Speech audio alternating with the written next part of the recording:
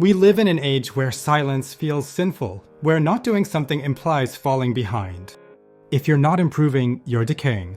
We've built a culture where calendars became confessionals, and every empty slot signifies failure. Every new task feels like redemption, and we no longer ask, "How are you?" but rather, "What are you working on?" Productivity has become our new religion, measured not in peace, but in performance. Every tool we created to save time secretly demanded more of it, building systems to optimize minutes, but forgetting to optimize our minds. Every notification promises control, but delivers anxiety, trapping us in a loop of checking, updating, and rechecking. We've become a factory of mental motion, producing nothing real, working for metrics that measure us rather than for ourselves. Here's the science.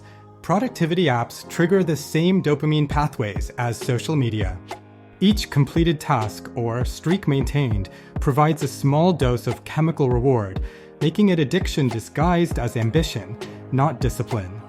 We've mistaken stimulation for satisfaction, chasing the next little hit of progress instead of achieving more. The idea of constant productivity was never human. It was born during the Industrial Revolution.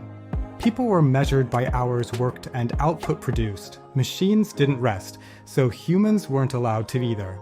Somewhere along the way, we carried that factory mindset into our digital lives, becoming machines running 24/7, plugged in and powered by anxiety.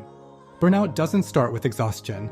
It starts with disconnection, when you can no longer remember why you're doing what you're doing. Yet, you keep doing it anyway, posting "grind never stops" quotes, romanticizing sleepless nights, and confusing momentum for meaning. That's not productivity. That's survival on autopilot. True productivity was never about doing more. It was about doing what matters.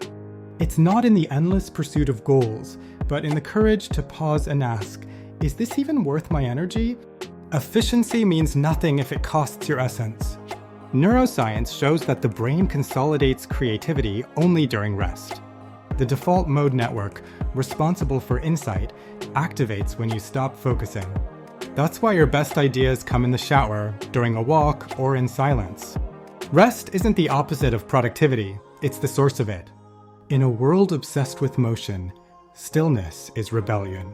When you slow down, you break the algorithm spell, reclaiming attention from systems designed to steal it. You stop being a performer of progress and start being a participant in life. You don't need to prove your worth through endless doing. You're allowed to rest. You're allowed to breathe. You're allowed to be without producing. Because in the end, the most productive thing you can do is remember that you're human.